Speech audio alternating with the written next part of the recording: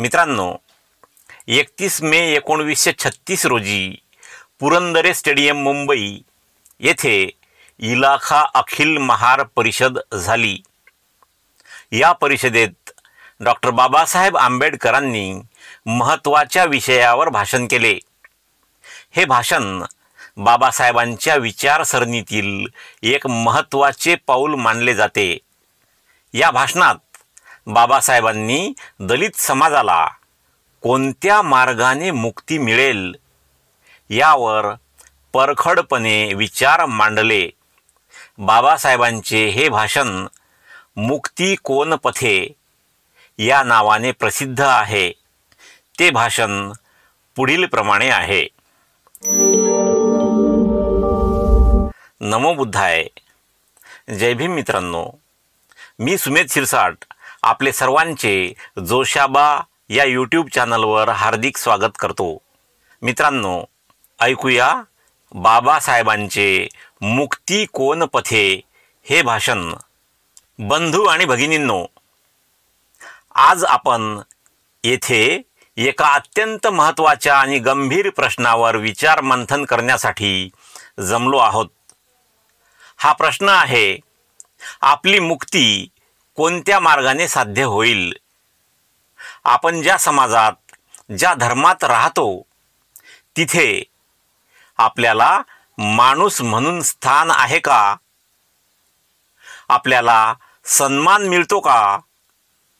आपल्या मुलांना शिक्षण, स्वातंत्र्य आणि समानतेची संधी मिळते का?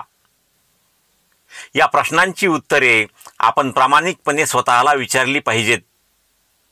आणि जर ही उत्तरे नकारात्मक असतील तर आपण यापुढे चालढकल करू शकत नाही। आपल्याला कृती करावी लागेल आणि ती कृती ठाम आणि क्रांतिकारी असावी लागेल। आपण सर्व जाणतो की हिंदू धर्मात आपल्याला अस्पृश्य ठरवले गेले आहे। आपल्याला मंदिरात प्रवेश नाही, गावच्या विहिरीतून पाणी काढण्याचा हक्क नाही, शिक्षण आणि नोकरीच्या संधींपासून आपण वंचित आहोत। आपल्या मुलांना शाळेत बसण्यासाठी वेगळी जागा दिली जाते आणि त्यांना शिक्षकांचा तिरस्कार सहन करावा लागतो। आपण बाजारात गेलो तर आपल्याला हात लावू नये म्हणून लोक टाळाटाळ करतात। ही अवस्था माणसाची आहे का? ही गुलामगिरी आपण का स्वीकारावी? हिंदू धर्माने आपल्याला केवळ नीच आणि अमानुष ठरवले आहे। ही अवस्था आपण किती काळ सहन करणार? हिंदू धर्म हा समानतेचा धर्म नाही। हा धर्म वर्णव्यवस्था आणि जाती व्यवस्थेवर उभा आहे। मनुस्मृती, वेद आणि इतर धर्मग्रंथांनी ही व्यवस्था पवित्र ठरवली आहे। मनुस्मृती सांगते की शूद्र आणि अस्पृश्य यांचा जन्मच गुलामगिरीसाठी आहे। त्यांना शिक्षण, संपत्ती आणि सन्मान यांचा अधिकार नाही। ही अवस्था बदलणे शक्य आहे का? मी सांगतो नाही। कारण हिंदू धर्माची पायाभूत रचना हीच आहे। जर तुम्ही वर्णव्यवस्था काढून टाकली तर हिंदू धर्मच राहणार नाही। काही हिंदू सुधारक म्हणतात, आम्ही अस्पृश्यता दूर करू, मंदिरे खुली करू। पण मागील 100 वर्षात काय झाले? महात्मा फुले, रानडे आणि इतरांनी सुधारणांचा प्रयत्न केला, पण हिंदू समाजाने त्यांना किती यश मिळू दिले? काही मंदिरे खुली झाली, पण तिथेही आपल्याला अपमान सहन करावा लागतो। हिंदू समाजाच्या मनातील अस्पृश्यतेची भावना कधीच संपणार नाही, कारण ती त्यांच्या धर्मग्रंथात रुजलेली आहे। सुधारणा ही केवळ दिखाऊ आहे। ती खोलवर परिणाम करत नाही. मला विचाराल तर मी ठामपणे सांगेन, हिंदू धर्म सोडा. ज्या धर्मात तुम्हाला माणूस म्हणून सन्मान मिळत नाही, जिथे तुमचा आत्मसन्मान धुळीला मिळाला आहे, त्या धर्मात राहण्यात काय अर्थ आहे?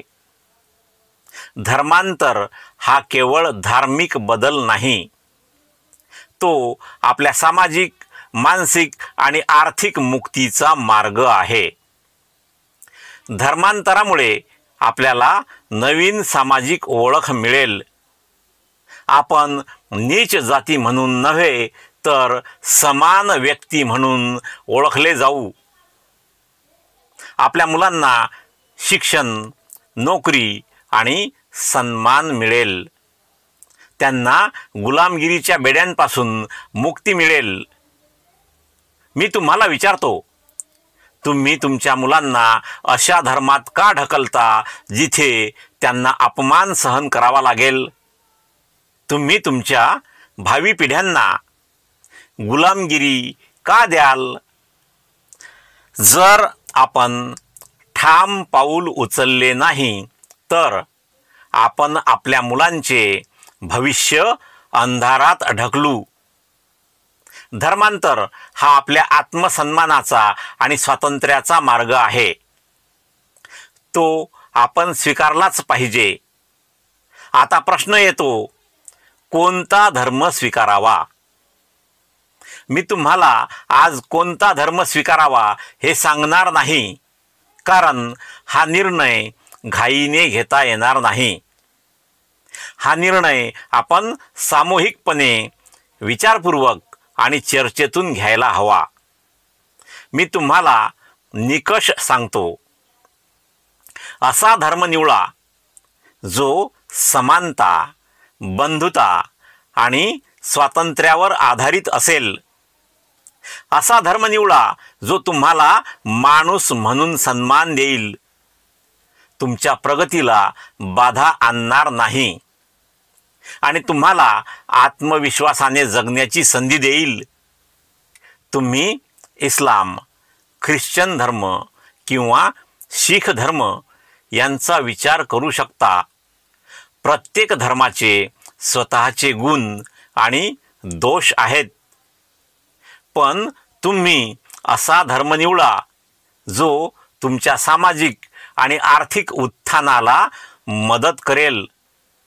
हा निर्णय घेताना तुम्ही तुमच्या समाजाच्या भवितव्याचा विचार करा.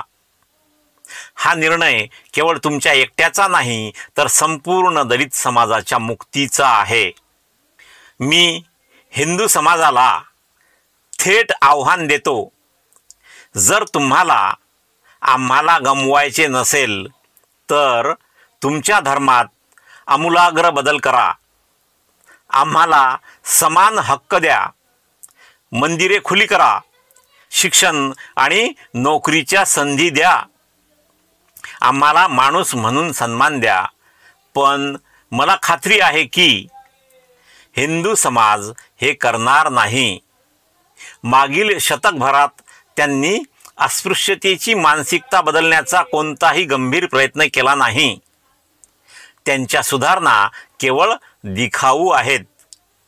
त्यामुळे आपल्याला स्वतःच्या मुक्तीचा मार्ग स्वतःच शोधावा लागेल. धर्मांतरामुळे आपल्याला केवळ नवीन धार्मिक ओळख मिळणार नाही, तर सामाजिक आणि मानसिक शक्ती मिळेल. आपण हिंदू धर्मातील नीच जाती म्हणून नव्हे तर नव्या धर्मातील समान व्यक्ती म्हणून ओळखले जाऊ. यामुळे आपला आत्मसन्मान वाढेल. आपल्या मुलांना शिक्षण आणि नोकरीच्या संधी मिळतील. त्यांना अपमान सहन करावा लागणार नाही. धर्मांतर हा आपल्या सामाजिक उत्थानाचा आणि मानसिक क्रांतीचा मार्ग आहे. काही लोक म्हणतील, धर्मांतराने सर्व प्रश्न सुटणार नाहीत. मी मान्य करतो की धर्मांतराने सर्व समस्या एका रात्रीत सुटणार नाहीत, पण तो आपल्या मुक्तीचा पहिला आणि सर्वात महत्त्वाचा टप्पा आहे. तो आपल्याला नवीन सुरुवात देईल, तो आपल्याला गुलामगिरीतून बाहेर काढेल। बंधूंनो, आपली शक्ती आपल्या एकजुटीत आहे। जर आपण एकत्र आलो तर कोणतीही शक्ती आपल्याला रोखू शकणार नाही। आपण गुलामगिरी स्वीकारणार नाही। आपण आपल्या मुलांना सन्मानाने जगण्याचा हक्क देऊ। धर्मांतर हा आपल्या मुक्तीचा मार्ग आहे। हा मार्ग सोपा नाही, पण तो आवश्यक आहे। आपण आत्मविश्वासाने आणि ठामपणे हा मार्ग स्वीकारला पाहिजे। बंधू आणि भगिनींनो, आज आपण एका ऐतिहासिक टप्प्यावर उभे आहोत। आपण गुलामगिरीला कायमचा नकार देण्याचा संकल्प करूया। आपण आपल्या आत्मसन्मानासाठी, आपल्या मुलांच्या भवितव्यासाठी आणि आपल्या समाजाच्या उत्थानासाठी लढूया। धर्मांतर हा आपल्या मुक्तीचा मार्ग आहे। तो आपण सामूहिकपणे, विचारपूर्वक आणि एकजुटीने स्वीकारूया। आपली मुक्ती आपल्या हातात आहे। चला पुढे जाऊया आणि आपले भविष्य उज्ज्वल करूया। मित्रांनो, आपणास विनंती आहे की जोशाबा या चॅनलच्या माध्यमातून आपल्या महापुरुषांच्या विचारांचा तसेच बौद्ध धम्माचा प्रचार आणि प्रसार व्हावा असे आपल्याला वाटत असल्यास कृपया ज्यांनी अद्याप सबस्क्राइब केले नसेल त्यांनी लगेच सबस्क्राइब करून बेल आयकॉनला ऑल वर सेट करा। तसेच प्रत्येक व्हिडिओला लाईक शेअर करून कमेंट बॉक्समध्ये कमेंट लिहिणे हे चॅनलच्या वाढीसाठी आवश्यक आहे। ते सर्व मोफत आहे, त्याला पैसे पडत नाहीत। म्हणून हे काम कृपया आत्ताच करा, नंतर पाहता पाहता आपण विसरून जातो। आणि त्याशिवाय शक्य झाल्यास या बारकोड किंवा मोबाईल नंबरचा वापर करून आपण चॅनलला आर्थिक मदत सुद्धा करू शकता। भेटूया पुढील व्हिडिओमध्ये आणि तोपर्यंत जय भीम, जय भारत।